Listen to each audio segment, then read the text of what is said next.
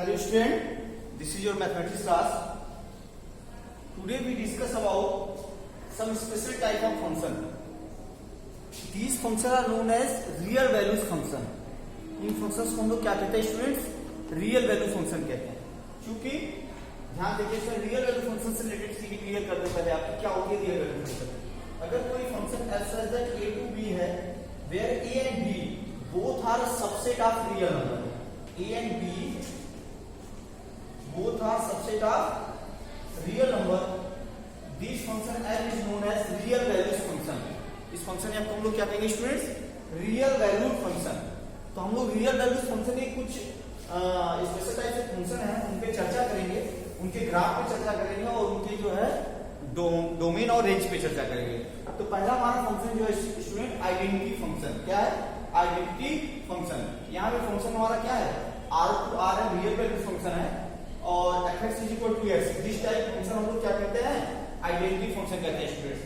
इसका ग्राफ इस तरीके से होता है कि students x is equal to 1 लेंगे तो 1, 2 लेंगे तो 2, इससे 3 लेंगे तो ग्राफ इस तरीके से बनेगा. -1 लेंगे तो -1, -2 लेंगे -3, मतलब x की वैल्यू हम लोग जितना लेते हैं y की वैल्यू क्या हो, fx की वैल्यू या y की वैल्यू हमें क्या मिल जाएगी? वही मिलती जाएगी.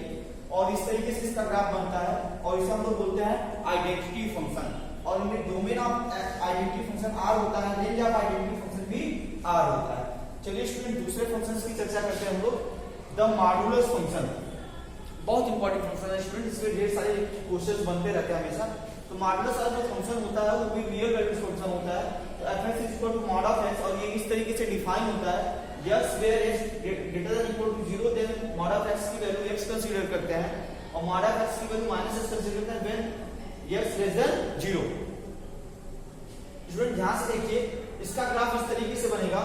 0 लेंगे तो भाई 0 पे 0 ही आएगी वैल्यू, लेकिन अगर x की वैल्यू 1 लेते हैं तो -1 के साथ भी कंसीडर करेगी, 2 लेते हैं तो -2 के साथ भी कंसीडर करेगी, 3 लेते हैं तो -3 के साथ भी कंसीडर करेगी, 4 लेते हैं -4 के साथ भी कंसीडर. इस तरीके से इसका ग्राफ बनता चला जाएगा स्टूडेंट्स. और हमारे पास क्या होगा? ये हमारे पास द मॉडुलस फंक्शन का ग्राफ हो जाएगा. अब देखिए डोमेन ऑफ f जो होता है वो रियल नंबर होता है. इस मॉडुलस फंक्शन का जो डोमेन होता है मतलब x की जो वैल्यूज होती है वो रियल नंबर होती है.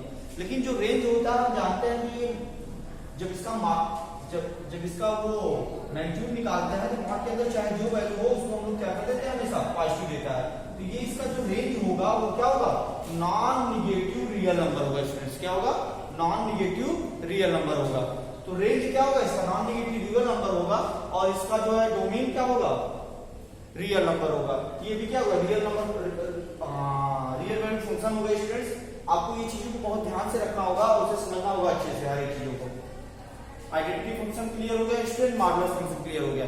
इसी तरीके से एक दो फंक्शन और है जिसमें हम चर्चा करते हैं, कांस्टेंट फंक्शन. तो कांस्टेंट फंक्शन क्या होता है स्टूडेंट्स? देखिए हम उसे यही बता देते हैं आप लोगों को. कांस्टेंट फंक्शन क्या होता है? जैसे fx is equal to c, ये कोई हमारा कांस्टेंट फंक्शन हो गया. ये भी क्या होता है? रियल वैल्यू फंक्शन होता है. f such that r to r, ये क्या होता है? रियल वैल्यू फंक्शन होता है. देख लीजिए एक बार स्टूडेंट, एक मिनट. तो अगर कोई function f such that r to r real value function है तो fx इज इक्वल टू अगर c हो जिसे हम लोग कहते हैं कांस्टेंट फंक्शन स्टूडेंट्स. क्या कहते हैं? Constant function. इसका ग्राफ इस तरीके से होता है. मान लीजिए f2 इज इक्वल टू क्या है? 2 है. fx इज इक्वल टू 2 हमारे पास कोई कांस्टेंट फंक्शन है तो x की चाहे जो वैल्यू ले ये क्या होगा? 1 2 पे ही बनेगा. x की चाहे जो वैल्यू ले 1 लेंगे तब भी 2 लेंगे, 0 लेंगे तो 2, 1 लेंगे तो इस तरीके से इसकी वैल्यू बनती चली जाएगी. -1 लेंगे, -2 लेंगे, -3 लेंगे, -2 लेंगे.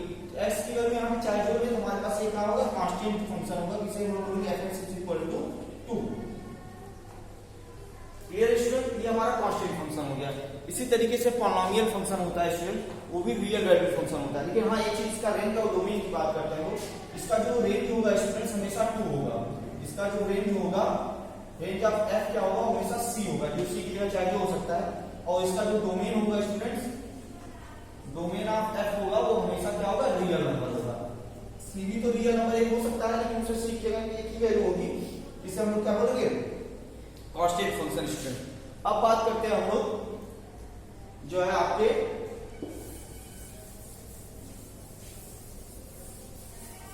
जो है पॉलिनोमियल फंक्शन से बात करते हैं. पॉलिनोमियल फंक्शन आपका इस तरीके से होता है स्टूडेंट, ध्यान दीजिए। अगर कोई फंक्शन है fx, f कोई फंक्शन है real to real number, real to real है, fx कोई फंक्शन है किस तरीके से students, a0 x0 plus a1 x1 plus a2 x2 plus dot dot dot plus an x के पावर n, इस तरीके से कोई हमारा क्या है पॉलिनोमियल फंक्शन है। उसे हम लोग इस तरीके ढेर सारे पॉलिनोमियल फंक्शन जानते हैं, fx is equal to x square plus 5x plus 6, इसी तरीके से fx is equal to x cube plus y x cube plus x square plus 3x plus 2, ये सब हमारे क्या है पॉलिनोमियल फंक्शन है। जो पॉलिनोमियल फंक्शन के ग्राफ होते हैं ये क्लास 10 में हम आपको बताए थे कि ये इसके जो ग्राफ होते हैं पॉलिनोमियल फंक्शन के वो इस तरीके से होते हैं।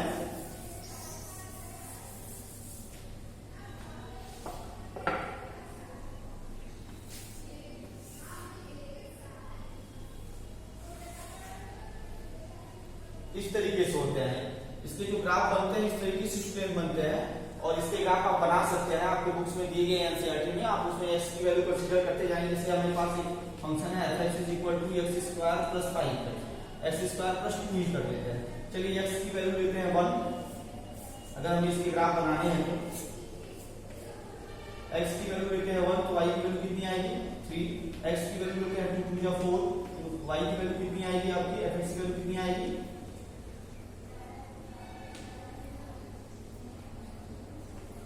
अगर हम लोग x की वैल्यू -1 लेते हैं तो y की वैल्यू कितनी आएगी 3 आएगी, अगर x की वैल्यू हम लोग कितना लेते हैं स्टूडेंट -2 लेते हैं तब भी y की वैल्यू कितनी आएगी 4 आएगी। चलिए बनाते हैं 1 2 3 एंड 4,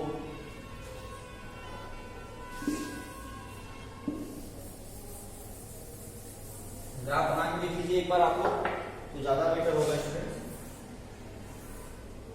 1 2 3 and 4, 1 2 3 and 4, -1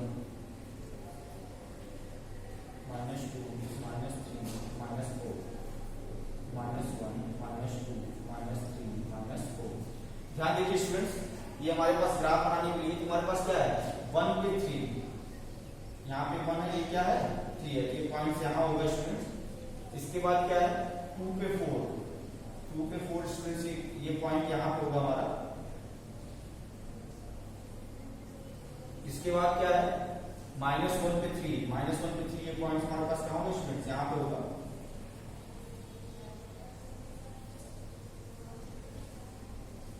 और इसके बाद क्या होगा आपका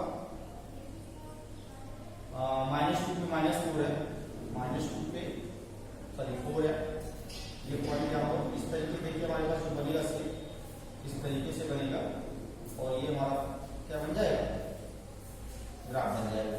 तो ये यू शेप में बनता है, और इसका जो डोमेन होता है स्टूडेंट्स क्या होता है, डोमेन होता है वो क्या होता है रियल नंबर होता है, और जो रेंज होता है स्टूडेंट्स वो क्या होता है greater than x is greater than equal to 0 होता है। जो रेंज होता है हमेशा क्या होता है student x is greater than equal to 0 होता है। इसकी रेंज जितनी होती है वो क्या होती है स्टूडेंट्स रियल नंबर होती है, और x is greater than equal to 0 find out होती है रेंज हमेशा, ठीक है। क्योंकि x स्क्वायर है तो इसकी माइनस या प्लस या जो वैल्यू लेंगे इसमें हमेशा स्क्वायर देगा, तो इसका रेंज क्या होगा x greater than equal to 0 होगा और रियल नंबर होगा। तो ये इस तरीके से डिफाइन होता है हमारे पास, ये पॉलिनोमियल फंक्शन हो गया। अब इसके बाद नेक्स्ट जो बचे हुए हैं उसको भी देख लेते हैं स्टूडेंट्स हम लोग।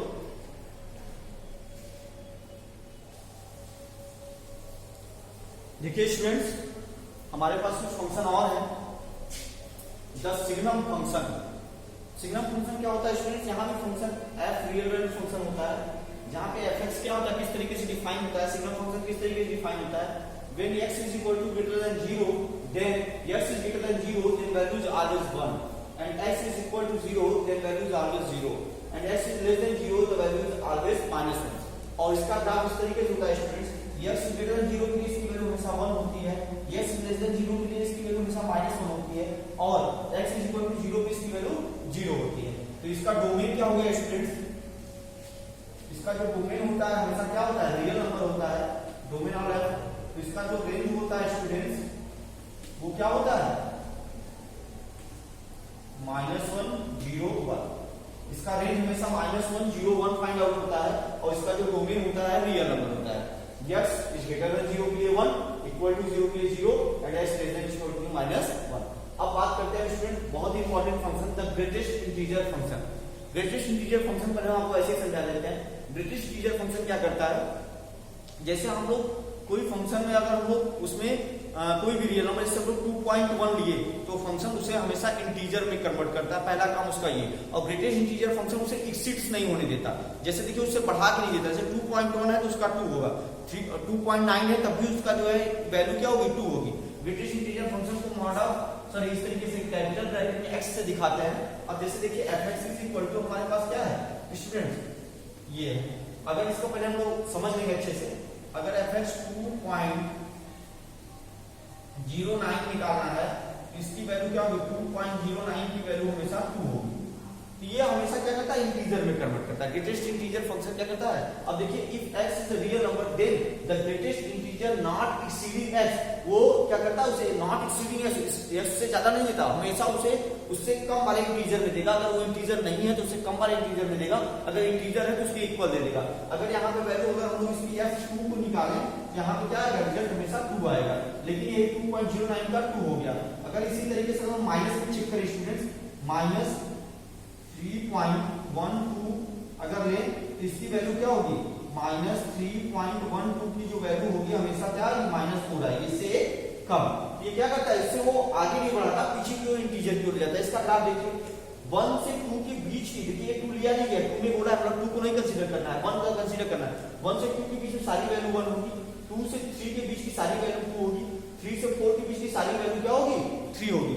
इसी तरीके से देखिए -1 से 0 के बीच की सारी वैल्यू -1 होगी, -1 से -2 के बीच की सारी वैल्यू -2 होगी। मतलब इसके बीच अगर x की वैल्यू रहती है, अगर x कहां है? -1 से और -2 के बीच में है, जिसकी वैल्यू क्या आएगी? -2 आएगी। अगर x जो है हमारा -3 से x हमारा -3 से -4 के बीच में, जिसकी वैल्यू क्या आएगी? -4 आएगी। तो ये हमारे पास क्या है? ग्रेटेस्ट इंटीजर फंक्शन है। और एक चीज स्टूडेंट्स, इसका डोमेन रियल नंबर होता है। इसका डोमेन क्या होता है स्टूडेंट्स? और इसका जो रेंज होता है वो हमेशा क्या होता है? इंटीजर होता है। क्या होता है? All integer. क्या होता है? All integer. इसका रेंज हमेशा ऑल इंटीजर्स होता है और इसका डोमेन क्या होता है? रियल नंबर होता है स्टूडेंट।